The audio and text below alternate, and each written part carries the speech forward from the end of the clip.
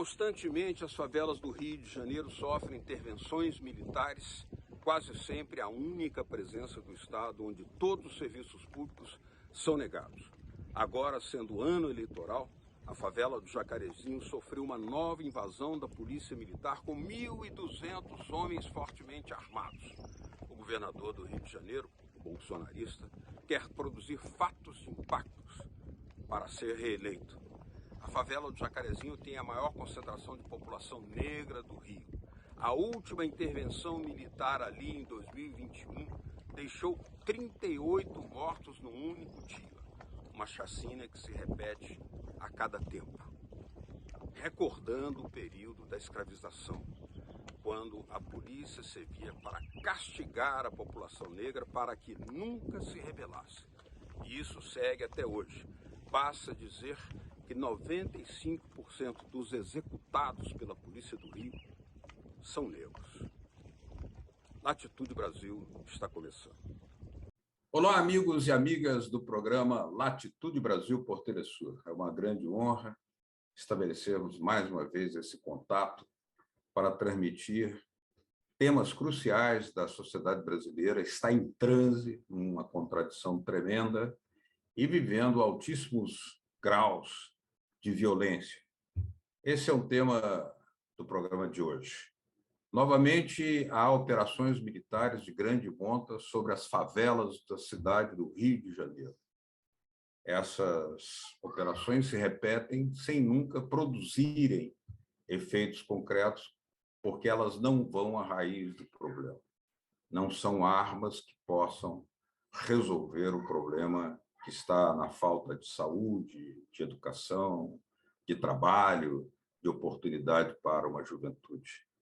E para analisar esse mais recente episódio de uma presença militar ostensiva contra uma população na favela do Jacarezinho, a comunidade do Jacarezinho, nós temos aqui uma voz muito abalizada para nos traçar os contornos e as raízes desses problemas, que é o juiz Ciro Darlan, juiz da infância do Tribunal de Justiça do Rio de Janeiro, uma voz sempre em defesa das comunidades, da infância, da população negra, inclusive enfrentando poderosos interesses por detrás, organizados por detrás de grandes meios de comunicação que exercem com muita prepotência essa pressão contra a população e até mesmo contra as leis. Muito boa noite, doutor Ciro Darlan, uma grande satisfação tê-lo aqui em Latitude Brasil. Boa noite, Beto Almeida, é um prazer muito grande. Boa noite, ouvintes da Latitude Brasil. Muito bem. Doutor Ciro, essas operações militares se repetem e a cada ano há novas chacinas. A última, inclusive, na própria favela do Jacarezinho, deixou, ao que se sabe, 28 mortos. Mas elas vão se repetindo porque os problemas são estruturais e as raízes nunca são buscadas pelos que planejam essas operações militares para problemas que são de ordem social. Como o senhor avalia tudo isso? Beto, nós somos um país ainda escravocrata, né? Nós temos uma história da escravidão, o último país a libertar os nossos irmãos negros dos grilhões da escravidão, e nunca preparamos os escravizados para terem liberdade com autonomia e com dependência. Então, existem no Brasil ainda muitos guetos, muitos espaços, muitos quilombos ocupados por essa população negra e pobre. E, mesmo nas cidades, como é o caso do Rio de Janeiro, nós temos esse histórico quilombo do Jacarezinho. Foi fundado inicialmente pelos próprios escravizados que fugiam de seus feitores, de seus opressores, e se organizavam em comunidade, numa tentativa de liberdade. O Jacarezinho é um desses espaços. E talvez por ser, simbolicamente, ter essa representação de ser a favela com o maior número de negros no Rio de Janeiro, ela continua sendo um foco de violência muito grande, né? Há 3 meses atrás, a polícia invadiu e matou 28 pessoas. Agora, volta a invadir no ano eleitoral, com um governante que se propõe a vir a ser reeleito e que apresenta o plano que o povo gosta. Lamentavelmente, o povo brasileiro gosta disso, gosta de perseguição aos oprimidos, aos frágeis, aos vulneráveis. E a proposta desse governador, ao cercar e invadir uma favela onde mora 99% de moradores e, digamos, no máximo 2% de vendedores de drogas ilícitas. Vendedores de drogas ilícitas, minha visão, não deixam de ser trabalhadores de uma área ilícita por uma convenção legal, né? Porque, mesmo no nosso país, maconha e cocaína já foi utilizada abertamente, vendida nas farmácias, e por uma questão de uma denominada guerra às drogas, que, como tudo que é ruim, vem lá do norte, né? Criada lá pelo governo Nixon para perseguir os hispânicos e para perseguir os orientais, criou-se, então, essa guerra às drogas. E, como a nossa colonização, desde há muito tempo, ela não é europeia, ela não é portuguesa, é uma colonização norte-americana, nós, então, adotamos também essa guerra às drogas, que não tem nada a ver conosco, não diz nada com a nossa cultura, né? E também é uma contradição eles, que se autodenominam democratas, fazer uma guerra contra a opção pessoal de cada um. Se você gosta de uísque, você pode usar o uísque à vontade. Se você gosta de cachaça, você pode. Sabendo que faz mal, tanto um quanto o outro, é a opção de um cidadão independente. A escolha de sua vida, a escolha da sua maneira de viver e a escolha de você morrer. Então, convencionou-se que algumas drogas, e não todas, seriam ilegais. E criou-se, então, esse comércio paralelo, da mesma forma que, quando houve o proibicionismo da venda de bebida alcoólica nos Estados Unidos, foram criados os grandes gangues, os gangsters da época, né? A máfia tomou conta do comércio de bebida alcoólica e deu no que deu, né? Então, O senhor estaria, então, revelando, ao expor essas contradições, que essas operações são essencialmente eleitoreiras, porque os problemas de uma comunidade que não tem trabalho, que não tem saúde, que não tem educação, que não tem lazer, que não tem cultura, não podem ser resolvidos na ponta de um fuzil, inclusive com a barbarização, a violência contra o domicílio de pessoas simples. Seria isso? é isso, Beto. E desde o início, essa guerra às drogas, ela não é uma guerra às drogas propriamente dito, mas sim às pessoas. As pessoas que têm alguma vinculação com essas drogas. Nos Estados Unidos, eram os chicanos, os hispânicos, os orientais, né? Aqui no Brasil, é a população pobre, é a população que o que lhe resta para sobreviver, para ganhar a vida, é viver no comércio paralelo. São os camelôs que estão nas ruas, são ilegais, mas é a única forma de sustentar suas famílias. São os vendedores de drogas, né?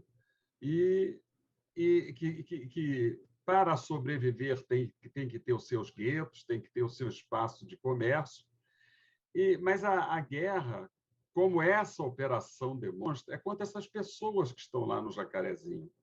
Porque 1.300 soldados fortemente armados entrar numa comunidade que a comunidade, o Quilombo do Jacarezinho sofre esta violência, houve um luau na praia de Ipanema com crimes, com roubos, com mortes.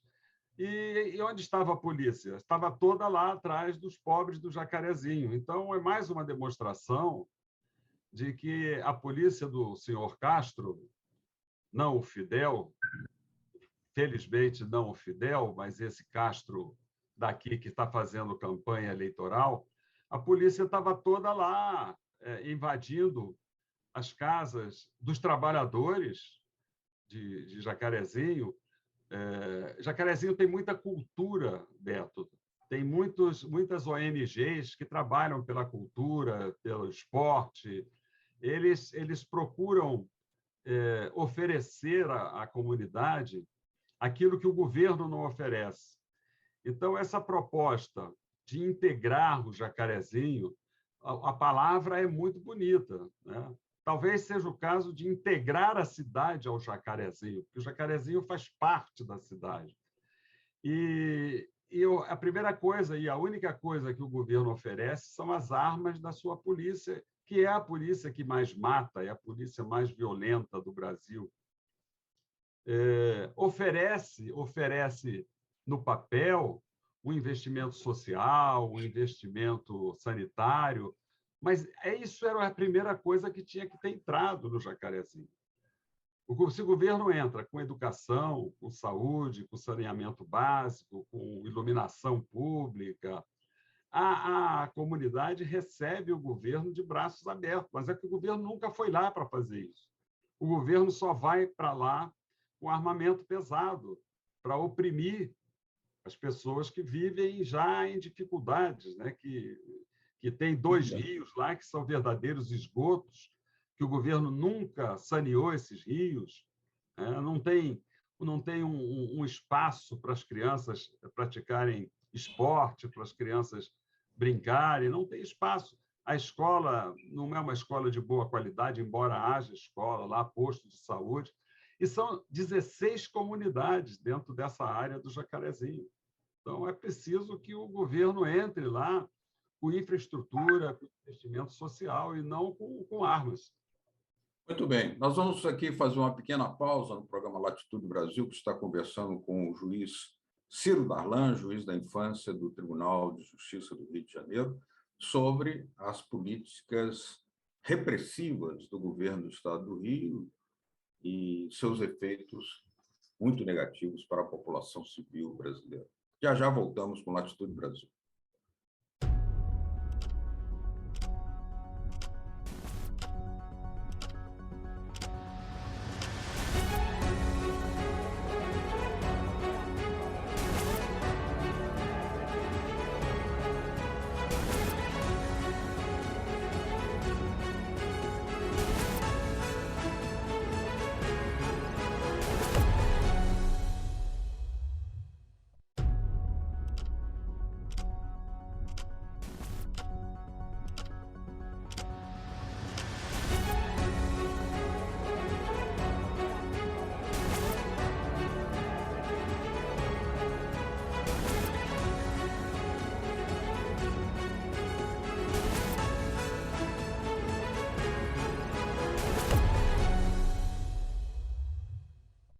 Latitude Brasil está de volta, hoje dialogando com o doutor Ciro Darlan, juiz da infância do Tribunal de Justiça do Rio de Janeiro, analisando essas operações militares prepotentes, arrogantes, que entram nas favelas, como na Jacarezinho, e especialmente em ano eleitoral, como o que estamos vivendo, mas nunca cuidam de oferecer os serviços que o Estado teria obrigação de oferecer às comunidades.